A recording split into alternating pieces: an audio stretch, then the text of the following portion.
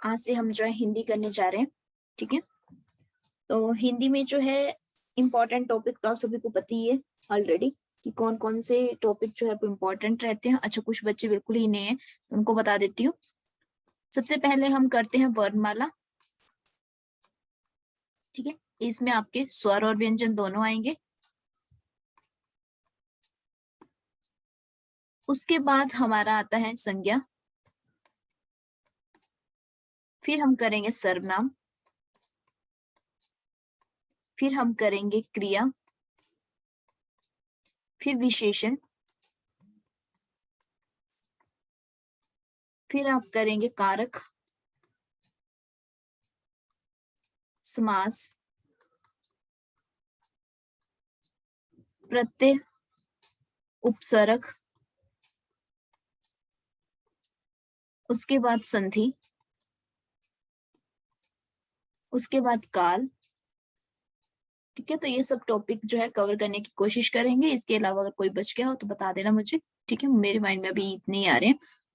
तो ये सब टॉपिक जो है हम कवर करेंगे, ये सारे टॉपिक मैं आपको करवाऊंगी। इसके अलावा जो आप खुद करेंगे, जैसे कि मुहावरे हैं वो लर्न करने वाले हैं तो आप खुद करेंगे। ठीक है, अनेक शब्दों के लिए एक शब्द है,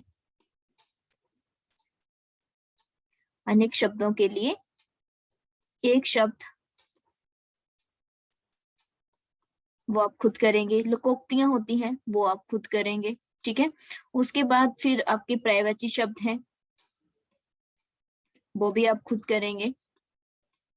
ये नहीं कि आपको बुक मिल जाएगी उसमें से आप कर लेंगे। ठीक है, शुद्ध अशुद्ध है वो कर लेंगे। इन्हीं में से जो है क्वेश्चंस आते हैं, इसमें से बाहर से कुछ भी नहीं आता है, इन्हीं में से आते हैं। ठीक है, या तो फिर एक वो होते हैं ना जिसको आप क्या कहते हैं उनको, पंक्चुएशन जो होते हैं इंग्लिश में। ठीक है, तो हिंदी में भी रहते हैं विराम चिन्ह वगैरह जो होते हैं, चिन्ह से रिलेटेड जो होता है वो करेंगे। ठीक है, वो मैं करवा दूंगी चिन्हों से रिलेटेड। मुझे एग्जैक्ट उस टॉपिक का नाम नहीं याद आ रहा है, लेकिन चिन्हों से रिलेटेड होते हैं। जैसे फुल स्टॉप, जैसे इंग्लिश में लगाते हैं ना आपकी फुल स्टॉप कहाँ लग रहा है, वैसे हिंदी में भी होता है कि पूर्ण विराम कहाँ लगेगा, अल्प विराम कहाँ लगेगा, वो सब चीजें रहती हैं। सिलेबस क्लियर है सभी को?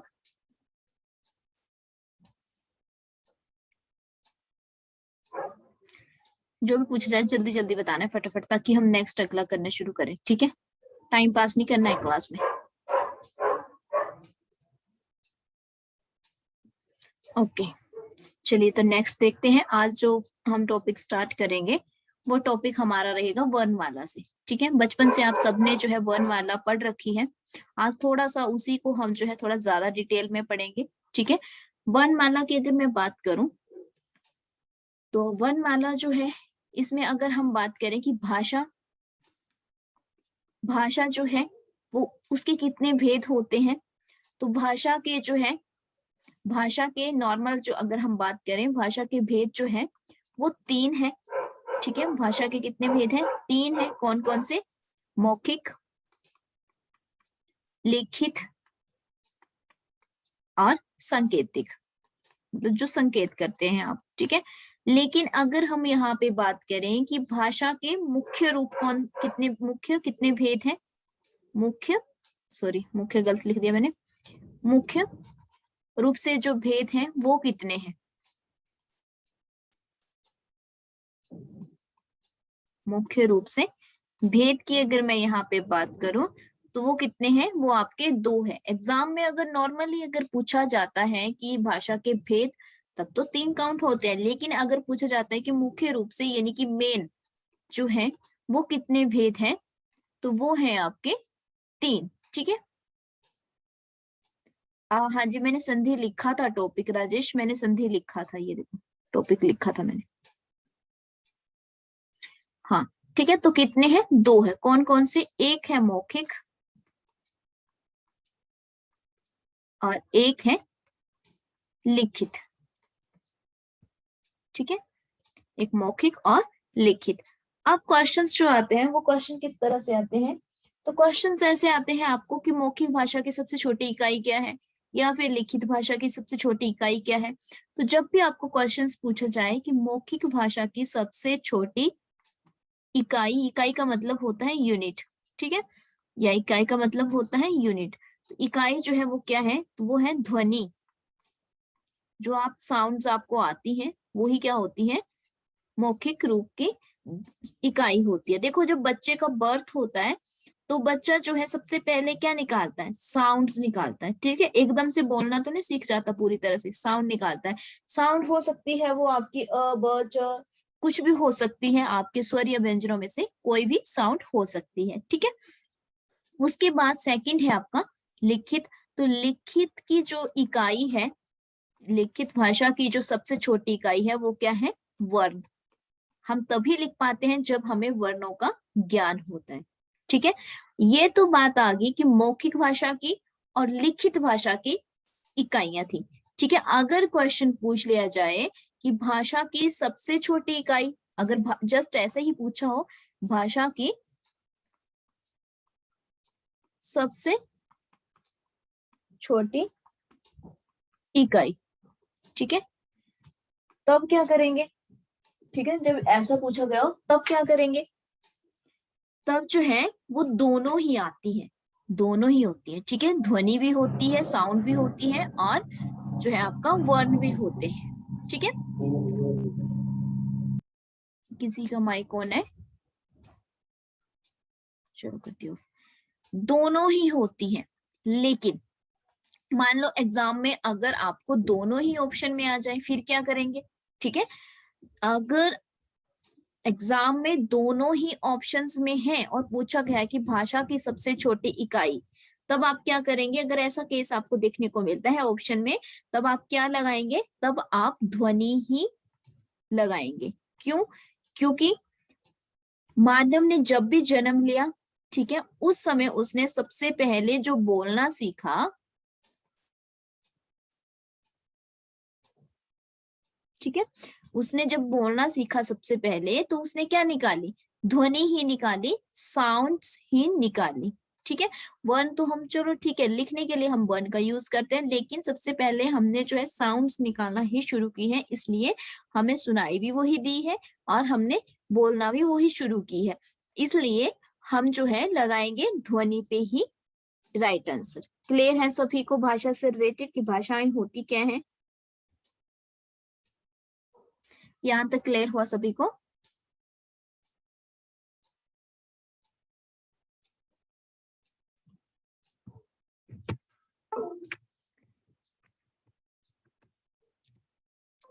ओके, चलिए नेक्स्ट देखते हैं। नेक्स्ट है हमारा अब कि वर्ण, वर्ण जो है वो क्या होते हैं। ठीक है, नेक्स्ट है वर्ण क्या होते हैं।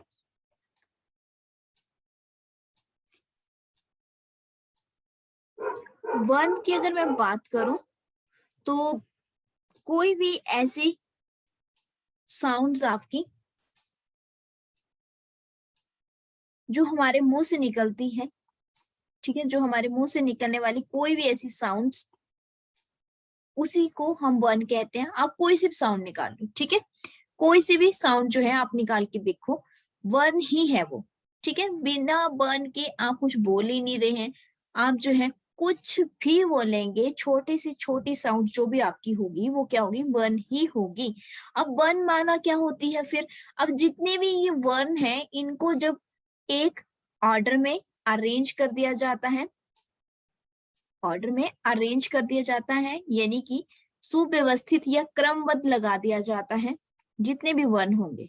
ठीक है, जब उनको क्रमबद्ध लगा दिया जाता है, क्रमबद्ध समूह में लगा दिया जाता है, तो उसको हम क्या कह देते हैं, वर्ण माला बोल देते हैं। ठीक है, यानी कि अगर मैं यहाँ पे कहूँ कि आपके पास ढेर सारे वर्ण हैं, ठीक है, ढेर सारे एक टोकरी में जो है आपने फूल रखे हैं मान लो, ठीक है, जब इन फूलों को जो है, इन फूलों को जो है आप एक धागे में पिरो देते हैं तो वो क्या बन जाती है, आपकी माला बन जाती है। ठीक है, तो उसी तरह से जब वर्णों को जो है हम सिस्टमेटिकली अरेंज कर देते हैं किसी ऑर्डर में, तो वो आपकी वर्ण माला कहलाती है। क्लियर है सभी को कि वर्ण माला क्या होती है।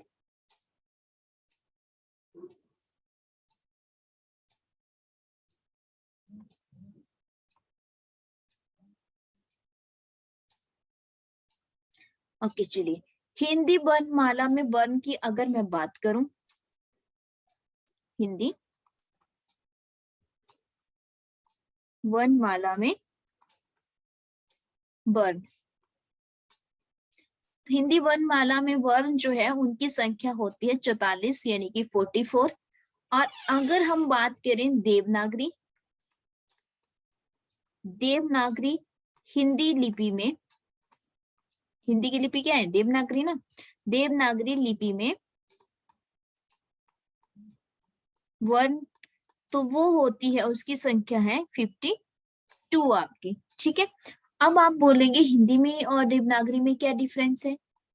हिंदी में और देवनागरी में जो है वो क्या डिफरेंस है? ओहो, देवनागरी,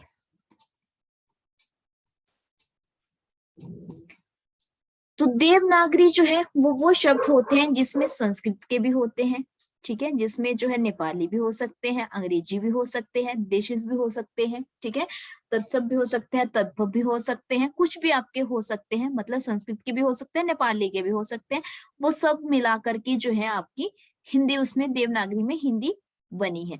तो स्क्रिप्ट हमारी देवनागरी है, ठीक है, यानी कि लिपि जो है वो देवनागरी है हिंदी की, और इसमें जो है सारे आ जाते हैं। तो ये है, इनकी संख्या 52। और जो सिर्फ शुद्ध हिंदी है, जैसे क ख ग घ घ न जो भी है, ठीक है, या फिर आपके अ आ ई है, वो क्या है? आपके हिंदी के हैं। तो वो कितने हैं? 44 जो है वो काउंट किए जाते हैं, यानी कि जो सिर्फ आपके हिंदी के ही होंगे ओरिजिनल। जो देवनागरी के हैं उसमें है 52। क्लियर है सभी को यहाँ तक? किसी को यहाँ तक कोई प्रॉब्लम? मैम हिंदी ने क्या हुआ? हिंदी? Yes ma'am. हिंदी में ही, हम हिंदी में ही करेंगे अभी ना, हिंदी का ही, कि हिंदी में जो है वो कितने हैं, कौन कौन से हैं, ये 44 क्या है, वो सारी चीजें देखेंगे कि 44 जो है, 44 जो है वो कौन कौन से हैं, और 52 जो मैं बता रही हूँ वो कौन कौन से हैं, यही सब चीजें जो है हम डिस्कस करेंगे। ठीक है, अब 52 मैंने किस हिसाब से कहे वो बता देती हूँ पहले, ठीक है, उसके अलावा जो भी बचेंगे आपके फिर आगे जाकर के हम डिस्कस पूरे करेंगे कि 44 कैसे हैं। चलिए पहले मैं 52 बता देती हूँ कि 52 कैसे हुए आपके। 52 जो है स्वर है आपके 11, ठीक है, पेन पेन थोड़ा सा प्रॉब्लम दे रहा है, अच्छे से लिख नहीं पा। सेकंड है व्यंजन, व्यंजन जो है वो है आपके 33, ठीक है, 33 और 11 कितने हो गए? 44, ठीक है। तो जो स्वर और व्यंजन होते हैं जस्ट वही आपके हिंदी में होते हैं। और अगर बात करूं यहाँ पे 52 कैसे होंगे? स्वर भी होंगे, व्यंजन भी होंगे, संयुक्त व्यंजन भी होंगे कुछ। मैंने कभी पढ़ी नहीं अरिहंत की बुक ना, मैंने खुद नहीं पढ़ी है कभी भी हिंदी के लिए, मुझे नहीं पता वो बुक कैसी है, मैंने एनसीईआरटी ही पढ़ी है आज तक, ठीक है, एनसीईआरटी पढ़ी है। मुझे नहीं पता कि वो बुक कैसी है, सॉरी, तो मैं उसके बारे में कुछ भी रिव्यू नहीं दे पाऊंगी, क्योंकि अगर मैं एक बुक बता देती हूँ कल को आपको वहां से ना आए तो, क्योंकि मैंने जो है कभी भी एक किताब से मैंने कभी नहीं पढ़ा है आज तक, ठीक है। जब भी मेरे नोट्स भी होते हैं वो भी कभी एक किताब से नहीं होते हैं, कम से कम जो है 4 से 5 किताबों को कंसल्ट करके मैं नोट्स बनाती हूँ। कभी जो मेरे आसपास के होंगे वो जानते हैं अच्छे से कि जब भी मैं किताबें खोलती हूँ तो 4-5 किताबें इकट्ठी होती हैं, उसी के बाद वो नोट्स बनते हैं। और एक किताब में कभी भी कोई भी चीज कवर होती ही नहीं है, ये रियल फैक्ट है कि एक किताब से कभी भी कुछ भी कवर नहीं होता है, ठीक है। तो मैं कैसे सुजेस्ट कर दूं कि अरिहंत जो है वो बेस्ट है या नहीं है, मुझे नहीं पता, क्योंकि मैंने वो कभी देखी ही नहीं है। हाँ देखूंगी जरूर, ठीक है, आपने नाम बता दिया, अब जरूर देखूंगी एक बार कि कैसी है वो किताब, तो उसके बाद ही शायद बता पाऊंगी कि, पर लेकिन जो सारी चीजें तो नहीं कवर होंगी मुझे जहां तक लगता है।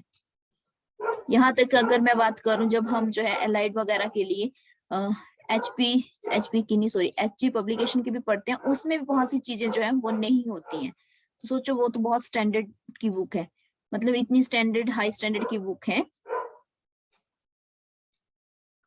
तो और बाकी भी जो हम हैं, हम तो हमेशा जो है स्टडी सर्विस में जितने भी जो भी फैकल्टीज हैं, ज्यादातर जो है एनसीईआरटी पर हम जो है ज्यादातर फोकस करते ही करते हैं, क्योंकि जितने भी आपके एग्जाम वाले बोर्ड हैं, चाहे वो हमीरपुर हो, चाहे वो आपका शिमला बोर्ड हो, वो सभी जो है एनसीईआरटी को ही स्पेसिफिक बुक मानते हैं, उन्हीं के अकॉर्डिंग आंसर जो है वो राइट होते हैं आपके। ठीक है, चलिए संयुक्त व्यंजन की बात करते हैं। तो संयुक्त व्यंजन जो है हमने कहा वो 4 हैं आपके। फिर आपके जो है द्विगुण व्यंजन है। द्विगुण व्यंजन की अगर मैं बात करूं तो वो 2 होते हैं आपके। फिर आपके जो है अयोगवा है, अयोगवा जो व्यंजन है आपके वो भी आपके 2 होते हैं। ठीक है, तो टोटल जो है अगर इनको काउंट करेंगे हम तो आपको जो है 52 आपके हो जाएंगे। क्लियर है यहाँ तक सभी को? इसमें से किसी को कोई डाउट?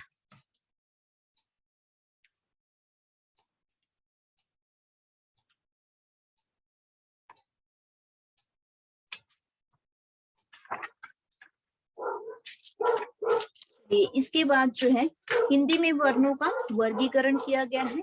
3 रूपों में बताया गया है कि 3 रूपों में जो है इसका वर्गीकरण होता है।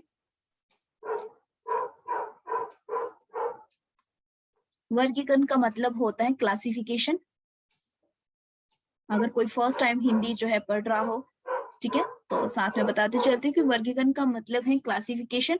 अब वर्गीकरण जो किया गया है कुछ जो है उच्चारण के आधार पे है, ठीक है, कि आपकी प्रोनाउंसिएशन के आधार पे है, कुछ आपकी जब आप बोलते हैं तो आपकी जो साउंड्स निकलती है, जो वायु निकलती है, वायु संवेग कहते हैं जिसको, उसके आधार पे है, कुछ जो है कंपन के आधार पे है। तो तीनों को देखेंगे हम यहाँ पे।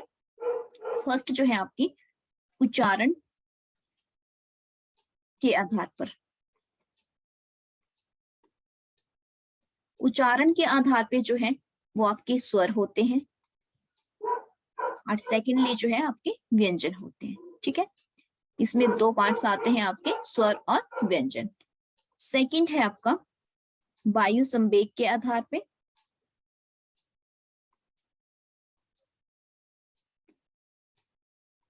वायु संवेग के आधार पे अगर मैं यहाँ पे बात करूं तो वो भी 2 तरह के होते हैं। एक होता है अलप प्राण और सेकंड होता है महाप्राण। ठीक है, और थर्ड मैंने यहाँ पे आपको कहा कि थर्ड जो है आपका कंपन के आधार पे, कि जब भी आप कुछ शब्द बोलते हैं तो कुछ ऐसा होता है कि आपके जब गले से जो है थोड़ी सी उसमें कंपन सी फील होती है। अभी मैं बताऊंगी कि वो कौन कौन से होंगे, आगे जब हम डिटेल में करेंगे तो उसको देखेंगे। ठीक है, कंपन के आधार पर, कंपन के आधार पे जो है आपके रहते हैं एक संघोष और एक अघोष। तो आप सभी ने एग्जाम्स में देखा होगा जहां पे भी हिंदी के क्वेश्चंस आते हैं, या आपको 20 मार्क्स की जहां पे भी हिंदी आती है, कोई सा भी एग्जाम हो आपका, ठीक है, चाहे वो टीजीटी कमीशन हो, चाहे आपका जेवीटी कमीशन हो, या जेवीटी का आपका टेट हो, या फिर आपका जो है कलर का पेपर हो, या आपका पंचायत सहायक का भी आने वाला है वो एग्जाम हो, कोई सा भी हो जिसमें भी आपको बेसिक हिंदी आती है, 20 मार्क्स की आती है या 25 की आती है, अलग अलग पैटर्न रह सकता है सभी का।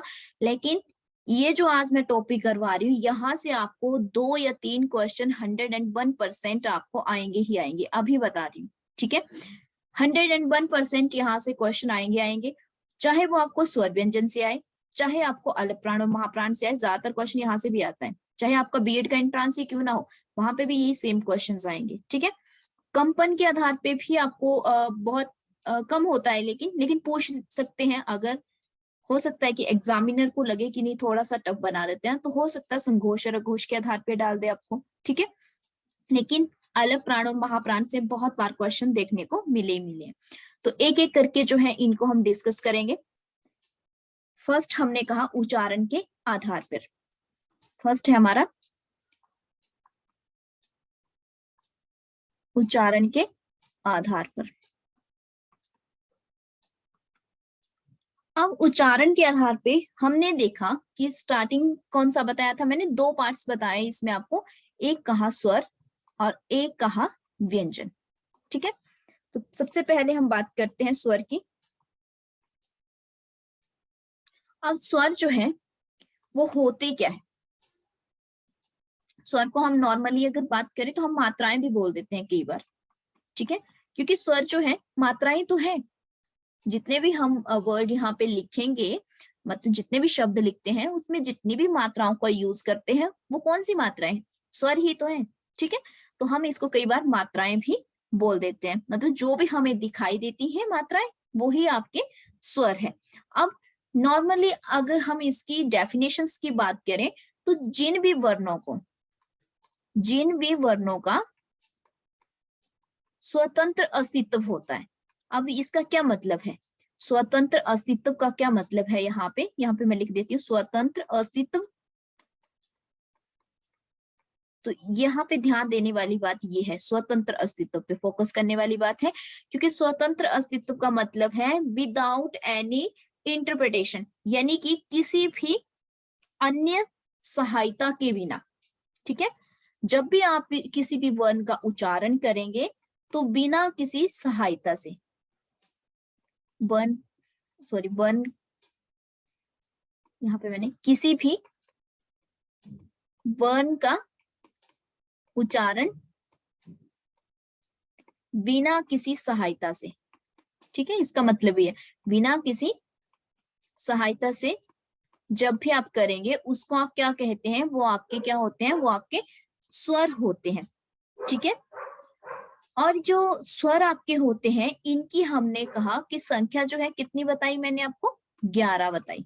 ठीक है, 11 जो है वो इनकी संख्या होती है। अब कौन कौन से होते हैं वो देख लेते हैं। यहाँ तक क्लियर है, पहले बता दो, यहाँ तक सभी को क्लियर है, इसमें से किसी को कोई प्रॉब्लम?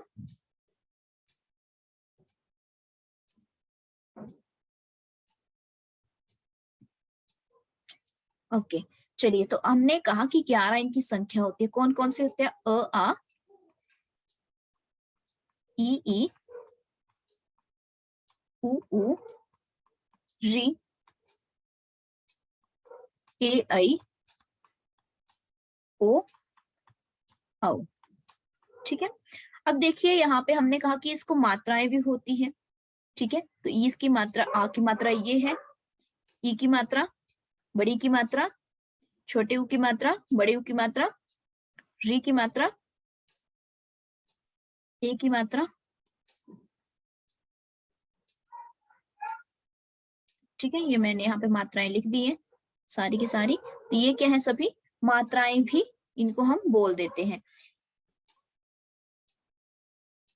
अब जितने भी देखो, ये जितने भी स्वर है ना, ये क्या है, बिना सहायता से, मैंने कहा था आपको। ठीक है, बिना हमने कहा था स्वतंत्र अस्तित्व वाले, तो बिना सहायता के बोले जाने वाले हैं, मतलब इंडिपेंडेंट है, इनको किसी की हेल्प की जरूरत नहीं है। जैसे कि अगर मैं यहाँ पे कहूँ क जो है वो इंडिपेंडेंट नहीं है, वो कैसे बना है, क के पैर में हलंत, और यहाँ पे इस तरह से जब इसका मेल होगा, संधि होगी, जब संधि मतलब यानी कि संधि जो है बनेगी तभी जाकर के आपका क बन पाएगा, तो इसको हेल्प की जरूरत थी। लेकिन अ जो है वो अपने आप में पूर्ण है, उसको किसी की सहायता की जरूरत नहीं है, इसलिए हम इनको क्या कहते हैं, इनको हम कहते हैं स्वतंत्र अस्तित्व होता है इनका। ठीक है, अगर मात्राओं की संख्या की बात करूं, मात्राओं की संख्या जो थी, मैंने यहाँ पे अ की नहीं लिखी है, तो मतलब मात्राओं की संख्या कितनी हुई, 10 हुई। स्वर हमारे कितने थे, 11 थे। ठीक है, लेकिन मात्राओं की संख्या कितनी है, 10 है, क्योंकि जो अ है आपका, अ आपका एक ऐसा स्वर है जिसकी कोई भी मात्रा नहीं होती है। ठीक है, अ एक ऐसा स्वर है जिसकी कोई भी मात्रा नहीं होती है। क्लियर है सभी को, यहाँ तक क्लियर है सभी को, या कोई डाउट यहाँ तक किसी को?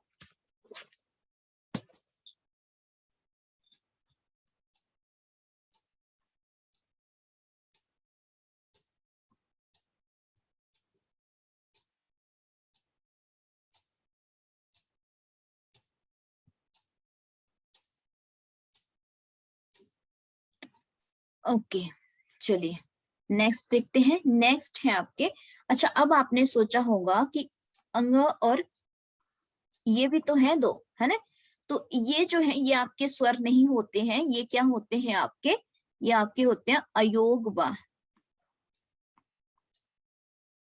ठीक है, साथ साथ में नोट्स बनाते चलना है अपने, क्योंकि ये नोट्स जो है ना ऐसे वाले कहीं नहीं मिलेंगे अब दोबारा। तो जो आपको दूसरे नोट्स मिलेंगे, बुक मिलेगी उसमें आपको, ठीक है, हो सकता है उसमें सारी चीजें जो है अब देखो किसी भी नोट्स में जो है वो सारी चीजें कंप्लीट नहीं होती, मैंने अभी थोड़ी देर पहले भी यही बात बोल ली है, इसलिए जो है साथ साथ में नोट्स बनाते चलना है। अयोग वाह की अगर बात करूं तो ये 2 होते हैं इनकी संख्या। अयोग वाह का मतलब क्या होता है? अयोग वाह का मीनिंग होता है जो योग ना होते हुए, योग ना होते हुए भी साथ रहे, ठीक है, किसी तरह का कोई योग नहीं है लेकिन फिर भी साथ है। फॉर एग्जाम्पल अब देखिए ये जो है अंग है आपका, मतलब ये जो है इसको आप क्या प्रोनाउंस कैसे करते हैं, अन की साउंड में, ठीक है, यानी कि अ जो है वो क्या है, स्वर है, और न जो है यहाँ पे वो क्या है, व्यंजन है, ठीक है, स्वर भी है और व्यंजन। ना तो ये पूरी तरह से स्वर है, ना तो हम इसको स्वर में काउंट करते हैं और ना ही व्यंजन में करते हैं, ठीक है, लेकिन फिर भी क्या है, साथ में है दोनों, ठीक है, स्वर भी और व्यंजन भी दोनों जो है साथ में है, इसलिए क्या है, अयोगवा है। अगर मैं यहाँ पे बात करूं इसकी, तो इसको हम प्रोनाउंस करते हैं अ, ठीक है, तो अ जो है वो स्वर और ह जो है वो व्यंजन। तो ये क्या होते हैं, जो योग ना होते हुए भी साथ रहे उसको हम अयोगवा कहते हैं। क्लियर है सभी को ये अयोगवा क्या होते हैं? यहाँ तक कोई डाउट किसी को?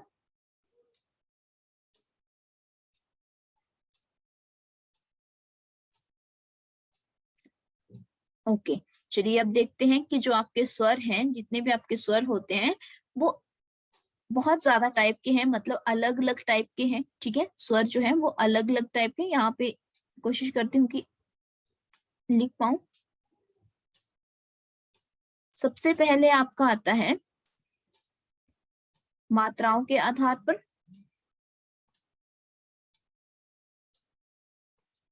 मात्राओं के आधार पर। सेकंड हमारा है जीवा के आधार पर।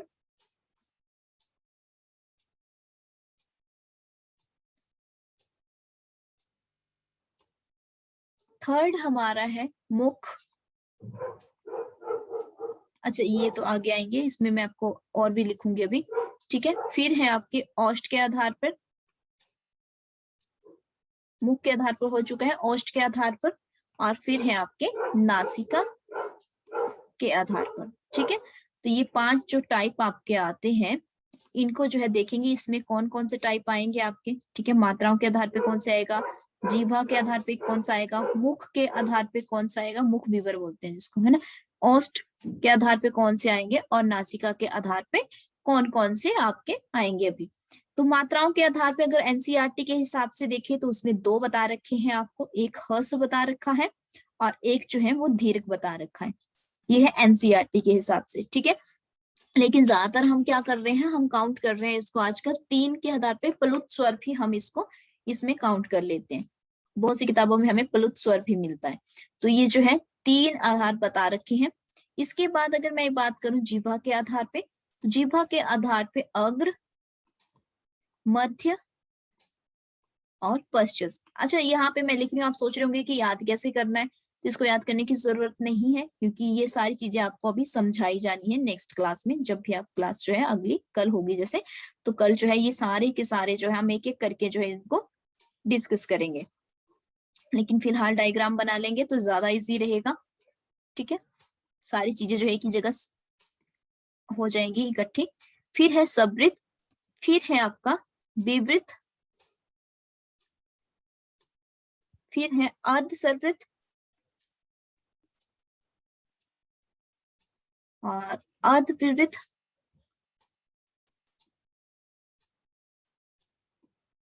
ओष्ठ के आधार पे अगर बात करूं तो वृत्ताकार और अवृत्ताकार,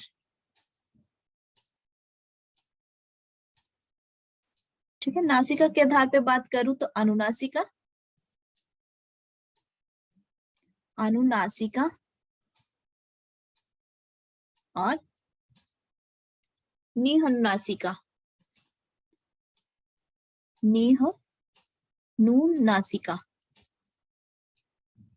ये सारी डायग्राम है जिसको एक एक करके जो है हम देखेंगे। आप इसको नोट कर सकते हैं, स्क्रीनशॉट लेना है तो स्क्रीनशॉट ले सकते हैं, ठीक है।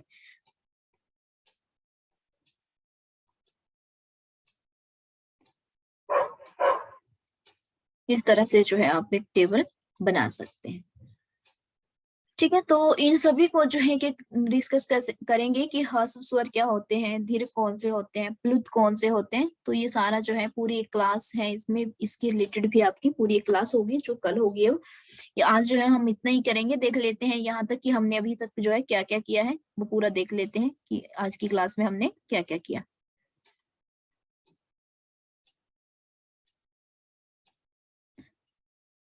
ओके, करती हूँ, रिपीट करती हूँ। देखिए क्या क्या किया। पहले देखा कि सिलेबस हमारा क्या क्या रहेगा, सारा सिलेबस देखा हमने। उसके बाद हमने देखा कि वर्णमाला जो है वो क्या होती है, ठीक है। इसको जो है, इसके भेद जो है भाषा के, वो 3 टाइप के होते हैं, ठीक है। जिसमें हमने देखा मौखिक, लिखित, सांकेतिक। और मुख्य रूप से अगर भाषा के भेदों की बात करें, 2 होते हैं, मौखिक और लिखित। और इनकी इकाई जो है, मौखिक की होती है साउंड यानी कि ध्वनि, लिखित की होती है वर्ण आपकी। उसके बाद हमने देखा कि भाषा की सबसे छोटी इकाई जो है वो क्या होती है, तो वो दोनों ही होती है, लिखित मौखिक सॉरी ध्वनि भी और वर्ण भी। लेकिन अगर क्वेश्चन में दोनों ऑप्शन आते हैं तो आप साउंड को ही राइट करोगे। उसके बाद देखा वर्ण क्या होते हैं। तो जब भी वर्ण जो है ऐसी साउंड्स जो भी हम निकालते हैं, मुंह से निकलने वाली कोई भी साउंड जो है वो वर्ण ही कहलाती है। इनको जब हम सिस्टमेटिकली किसी ऑर्डर में अरेंज कर देते हैं तो वो आपकी वर्णमाला कहलाती है। उसके बाद हमने देखा वर्णमाला, हिंदी वर्णमाला में वर्ण जो है 44 है, देवनागरी हिंदी लिपि में वर्ण जो है वो 52 है। तो इसमें देखा कि स्वर जो है 11 है, व्यंजन आपके 33 है, संयुक्त व्यंजन 4 है, द्विगुण व्यंजन जो है वो 2 है, और अयोग वाह जो है 2 है। जिसमें से अयोग वाह को हम जो है डिस्कस कर चुके हैं कि कौन कौन से होते हैं अयोग वाह, ये वाले, ठीक है। और अयोग वाह का मतलब क्या होता है वो भी हम देख चुके हैं। वर्गीकरण किया गया है इसका, उच्चारण के आधार पे 2 होते हैं, स्वर और व्यंजन। वायु संवेग के आधार पे 2 होते हैं, अलप प्राण और महाप्राण। कंपन के आधार पे 2 होते हैं, संघोष और अघोष। उसके बाद देखा उच्चारण के आधार पर हमने स्वर देखे, जिसमें हमने कहा कि स्वर को हम मात्राओं के नाम से भी जानते हैं। जिन भी वर्णों का स्वतंत्र अस्तित्व होता है, मतलब विदाउट किसी हेल्प के बोली जाते हैं, वही आपके क्या होते हैं, स्वर होते हैं, ठीक है। इनकी संख्या जो हमने कहा 11 होती है, लेकिन इनकी मात्राओं की संख्या जो वो 10 होती है। क्यों होती है 10? क्योंकि अ जो है उसकी कोई भी मात्रा नहीं होती है, ठीक है। तो और यहाँ पे लिख रखे हैं कि कौन कौन से स्वर आपके होते हैं। उसके बाद देखा अयोगवाह। अयोगवाह का मतलब होता है जो योग ना होते हुए भी साथ रहे। और ये देखे कि अयोग ना होने वह का मतलब जो है, या फिर साथ ना होने का मतलब क्या था, योग ना होने पे भी साथ रहने का क्या मतलब है, वो सब चीजें हमने जो है आज की क्लास में देखी। उसके बाद हमने देखा जो स्वर हैं उनको 5 पार्ट्स में डिवाइड किया गया, मात्राओं के आधार पे, जिह्वा के आधार पे, मुख के आधार पे, ओष्ठ के आधार पे, नासिका के आधार पे। और ये था निह, नु, नासिका, निह, नु, नासिका, ठीक है। क्लियर है सभी को? आज की जितनी भी क्लास हुई उसमें से किसी को कोई डाउट तो नहीं है? सब चीजें क्लियर है ना?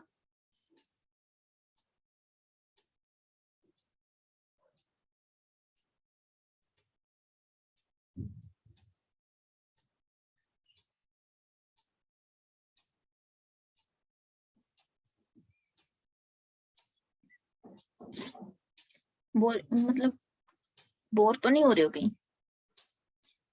कोई बोल ही नहीं रहा है। अच्छा, लास्ट वाला कंफ्यूजिंग है, कोई बात नहीं, जब इसको करेंगे ना हम डिटेल में, उस टाइम में इनको आपको जो है वो सारा समझा भी दूंगी कि इसका क्या मतलब है, ठीक है।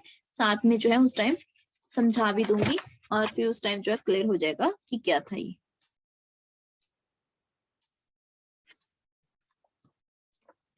अनुनासिक का मतलब यानी कि नाक से जिनकी साउंड्स आती है, ठीक है। और जिनकी नहीं आती होगी वो होगा, देख लेंगे क्या होता है, ठीक। पूरी डिटेल में देख लेंगे इसको ना। तो आज की क्लास जो है यहीं पे जो है एंड करते हैं।